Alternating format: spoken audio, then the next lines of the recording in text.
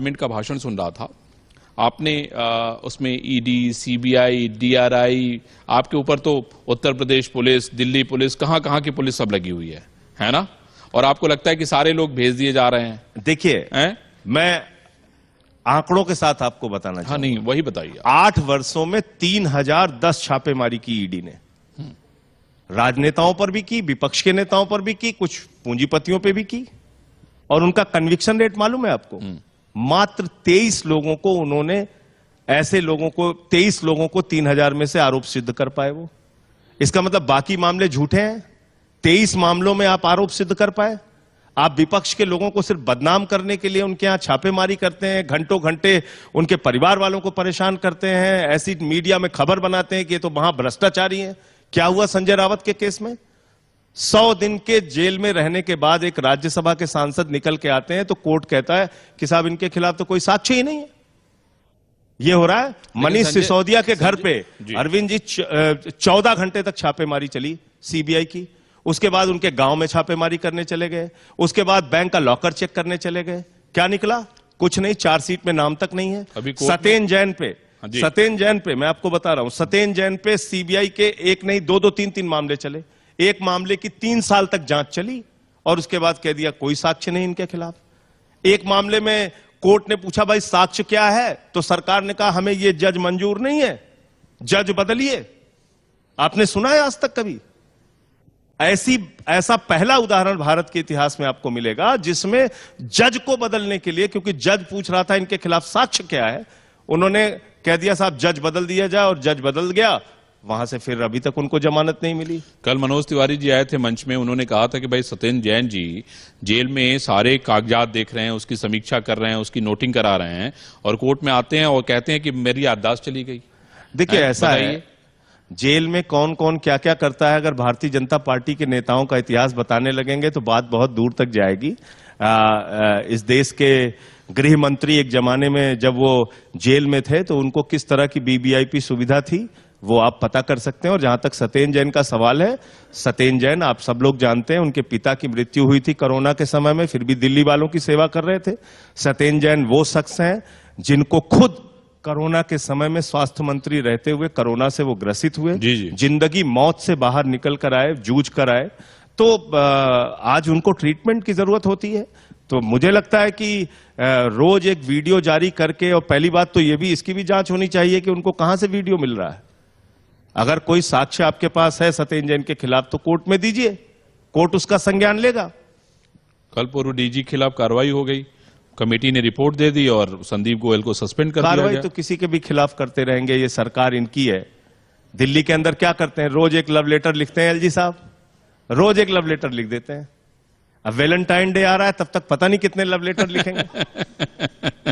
रोज एक love letter. भाई ये तो प्रेम का मतलब आप समझ लीजिए ऐसा प्रेम है उनका। हाँ? अरविंद जी कि मतलब वो हर चीज में, अगर हम मुस्कुरा रहे हैं तो आप ज्यादा मुस्कुराए क्यों, हंस रहे हैं तो इसकी जांच होनी चाहिए कि हंसे क्यों, बुखार हो गया तो बुखार क्यों हुआ, रोए तो रोए क्यों, मतलब वो इस तरह की जांचें कर रहे हैं। तर्क भी दे रहे हैं ना, कह रहे हैं कि भाई ऐसे आप सोचिए, एक उन्होंने जांच लगा दी कि साहब बसों की खरीद फरोख्त में भ्रष्टाचार कर लिया दिल्ली की सरकार ने। तो बाद में हमने पूछा भैया कहां से कितनी बसें खरीदी गई, पता चला बस खरीदी ही नहीं गई और भ्रष्टाचार हो गया। तो हवाई भ्रष्टाचार, अगर नहीं, अभी उन्होंने एक और चिट्ठी लिखी है जिसमें 97 करोड़ रुपया कहा है कि आप जमा कराइए, आप लोगों ने विज्ञापन में खर्चा कर दिया। आप बताइए, ऐसे तो हजारों करोड़ रुपए मोदी जी से जमा कराने पड़ेंगे उनको। अगर विज्ञापन सरकारी देना नहीं अपराध है, वो तो दूसरे मत का पैसा था। अगर सरकारी विज्ञापन देना अपराध है तो योगी जी पे भी कई मुकदमा चल जाएगा, और मोदी जी पे भी कई मुकदमा चल जाएगा, और कई राज्य सरकारों पे मुकदमा चल जाएगा। नहीं, वो कह रहे हैं आप विज्ञापन दीजिए, लेकिन सवाल है कि खरीदना हमें कुर्सी है और हम कुछ और कर दें तो फिर तो।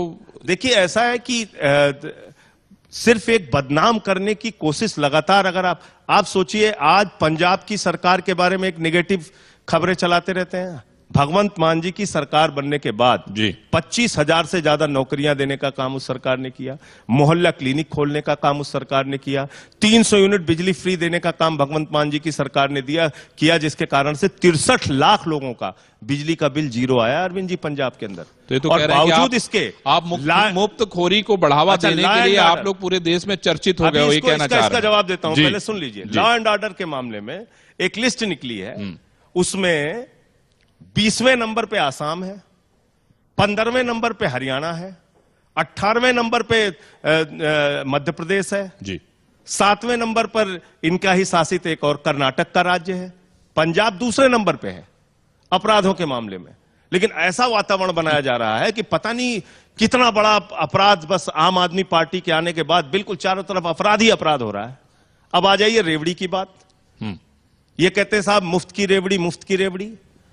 अर्थव्यवस्था को देखने का दो नजरिया है। जी जी एक तो यह कि जनता का टैक्स का पैसा जो सरकार के खजाने में जाए, वो पैसा आप उठाइए और चंद पूंजीपति मित्रों को बांटिए और वो देश का पैसा लूट के हिंदुस्तान छोड़ के भाग जाए और विदेशों की नागरिकता लेके उस देश से आपकी प्रत्यार्पण संधि नहीं है तो आराम से वहां पर मौज करें। एक अर्थव्यवस्था ये है जो हमारी भारत की सरकार कर रही है। 11 लाख करोड़ रुपए का उन्होंने राइट ऑफ किया है और बहुत अभी पार्लियामेंट में जवाब दिया है, 5 वर्षों में मात्र राइट ऑफ किए गए लोन से मात्र 10% वो वसूली कर पाए हैं। ये एक तो हकीकत है कि चंद लोगों को आप मजबूत बना रहे हैं और 10 लाख करोड़ रुपए उसका आंकड़ा सदन के अंदर रखा गया। पूरे उत्तर प्रदेश के बजट का 2 गुना बजट, 24 करोड़ की आबादी वाले प्रदेश का 2 गुना बजट, इतना पैसा चंद लोग लेके भाग गए। एक अर्थव्यवस्था का मॉडल यह है। दूसरी अर्थव्यवस्था का मॉडल है अरविंद केजरीवाल का मॉडल, मनीष सिसोदिया का मॉडल। जब हम लोग यहां दिल्ली में सरकार में आए तो हमारा 30,000 करोड़ का बजट था, आज 70,000 करोड़ रुपए का बजट है। हमने अपना बजट भी बढ़ाया, बिजली फ्री दी, पानी फ्री दिया, शिक्षा फ्री दी, स्वास्थ्य फ्री दिया, बुजुर्गों को तीर्थ यात्रा कराई, माताओं बहनों के लिए बस की यात्रा फ्री की, बावजूद इसके मुनाफे का बजट दिया और पूरे देश की महंगाई का दर अरविंद जी निकला था तो उसमें दिल्ली की महंगाई का दर पूरे देश में सबसे कम है। आप बताइए आप कौन सी मुफ्त की रेवड़ी हम दे रहे हैं, किसको दे रहे हैं? आप मुफ्त की आम रेवड़ी- आदमी को। सुन लीजिए, जी जी आम आदमी को ये मुफ्त की रेवड़ी दे रहे हैं, उससे उसके जेब में पैसा जा रहा है।